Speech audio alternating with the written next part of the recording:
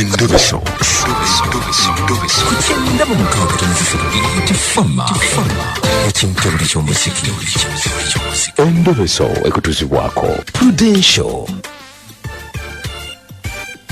Okay. Njagala nfuneko ku bakubi b'amasimu wano munzijukizeeko etwakomye ejjo nga kasente oba muli mu class note 392 237 note 4 215 njagala munzijukize tulabe oba tuli mu class tugoberera ensonga eno nga bweri saidi zeeyo wanji Kadima. Yep. Kale munaffe. Nekatogo tukendiwesi. Ensonga ogigoberera. Nze ngoberera bulungi ensonga zo zonna Kadima. Tuli ku kireero. Tambula bulungi era twongere bwongezi tugere maaso. Kano Godfrey Busika bwatu kambye ensonga agigoberera. Wanji? Byakijega tubireke tugende n'ekipya. Kale webale nnyo munaffe webalire ddala Bella FM. Yenza birungi ebuwanvu. Wamma birungi. Oma Kadima wakomye ngoyogera ne mama woyo muwala abagamba nti no abaloga. Mama birungi omuto namayanja akatugende ku maama omulalo w'okubiri tulabe yagamba ki enkya tujja kukomekereza ne muzeeyi taata tulabe.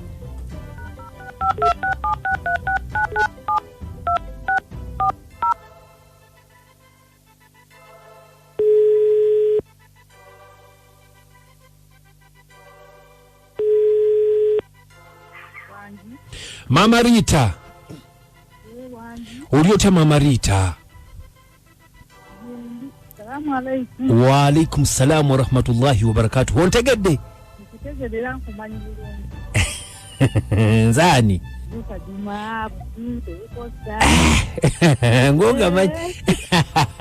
Kati Mama Rita nsabo nnyongezeko ku ddoboozi. Ensonga eriwo ogitegedde obadde ng'ogigoberera kansuubire.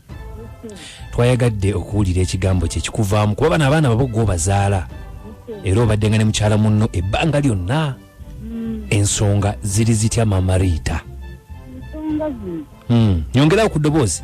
ensonga zino nange zansobera tuli mu mbeera eri awo tutegeerekeka abaana nga bwe bakunyenya naye ebintu byetusubira bintu biri mu ntu bikuba abaana bibateekako keesi ne bibasombako ebikako burangisi bikuba ku mabaati kati simanyi biva kuki. Okay, Mama Rita wangise gwe obadde ebbanga lyonna ne Mama Kisekka waliko kuba mwaliko mu nnyumba y'emu nga mwe mufuluma mulyango gwe gumu oyina biwamulabamu obanga ali bakayita kawala kalenzi sima bikoze bitya kalogo kawala kalenzi n'ebirala walinga omulabamu embeera eyo? nagirabamu wagimulabamukko era nga bwoye omanyi omuyembe okunyirira ku ngulu tekikugaana kuvunda munda. Kakati abaana omukazi waali naye omwana alina ebyafuna ebintu ono omukulu omuwala birungi omwana wange n'akovuga nnyo n'atonyiwa mujjako awaka tulabe ensonga lwaki atonyiwe. gwe amugjawo ye yajjayo engajje omubuuza naye mwana wange ng'okoze nnyo wenna n'okogga bwotyo maama ndikuwadde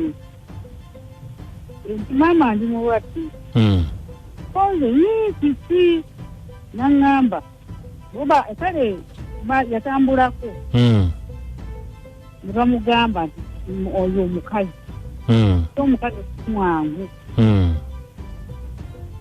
nga we n'amutambuzaako najja yeyamugana omuga nti yagendako ebibalabi naye bwe yatuuka teri kyakolebwawo era teri kyanyigibwawo kati nembuuza mu bba wange nemuga omwana n'atonyiwa lwaki netobuuza mbeera ki lwaki oli bwotyo embirizi nga ziri ku ngulu akasingo kali mu bbanga naye yangamba nti nze nali mmanyingira abawala bebyekozza Kwanza muntu kyafoga akasimu ne kagwawo.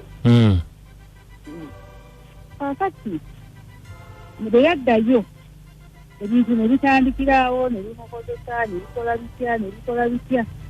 Okay. Mama Rita. Wanji. Njagala ombuulire nga Mukama Katonda ye mujulizi waffe. Wanji? Nti wali otambudde kokko natambulako ne bagamba nti omukyalo ono omukyalo oyo era Yesu mwangu nze nabeera naye mu maka nzeemu nontiraba obudagala bwenonda nolonda n'okusuulayo naguma nga ngumira ku baana bange. Kakati Mama Rita, wanji gwe gye watambula eyo baakuwa amagezi ki g'olina okusala oba okukola? okusinga senga we yabadde amuyambako ku bukweyendera byeno kalagala kati yali mwoyini wa mwanyina kakati lwe byataba nange musalawo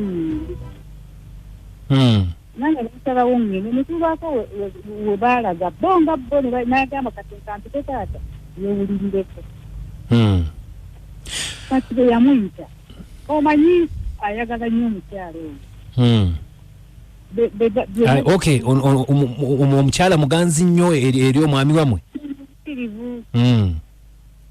Kakati nebakuna namubuuza byonna nga bye byali. Kati omuntu atakwagala tomubuuza byonna bye byali. Okay, kakati Mama Rita, ekituufu kye twagala gatta maka. Era nange Kadima mwana wa mwannyinaze.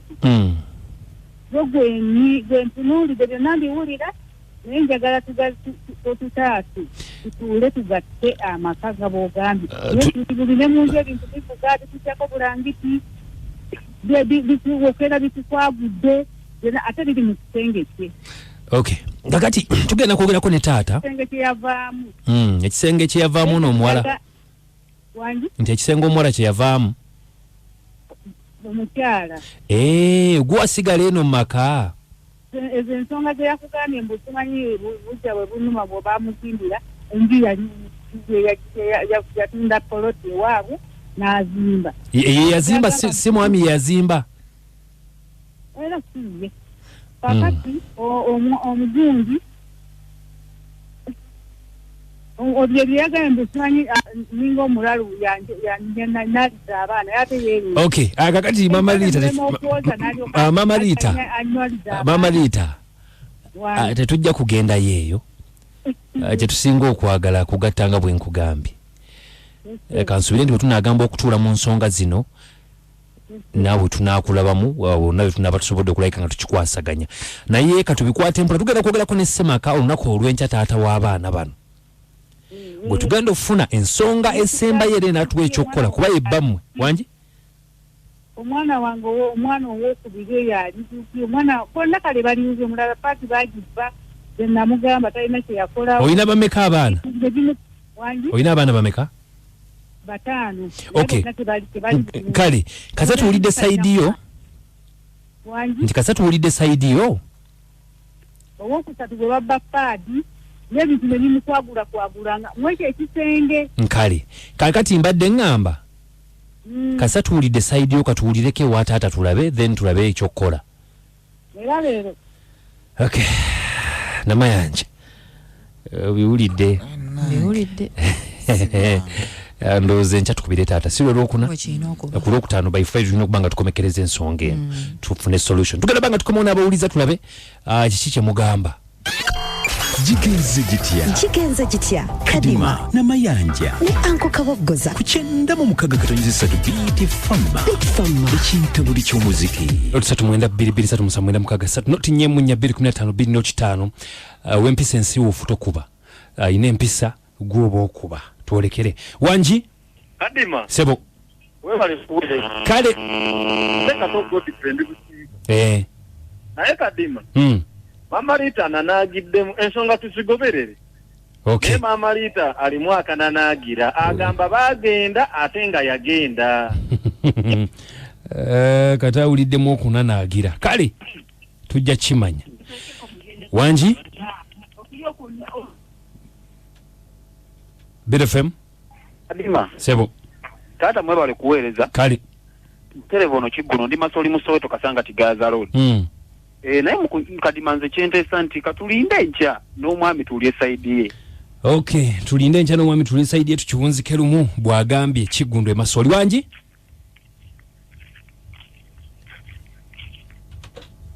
Bit FM Kadima wanji. Assalamu alaikum wa alaikum salam wa rahmatullahi wa barakatuh. Mukwana mwebale kuweereza. Amina Haji. Kituufu nze Haji Kasule ngambera wane Kabowa. Ekituufu kiri nti omukyalo oyo nga mwe mulidde nti ayagala kugatta. Kizaamu amaanyi. Okay. Kibwe kibinaabanga naye wanaabanga ayagala kugatta. Biri ebyemabega byonna byonna bijjewo. Basabe magezi. Abaana bateredde batya embeera eyo embi evuddewo etya. Okay. Haja tinamponya kutumidde nnyo nsigadde ne Haji Kasule wane Kabowa. Nange mundabire tusobola osuka kwano. Tulindire olunaku olw'enkya insha Allah bwe bunaaca.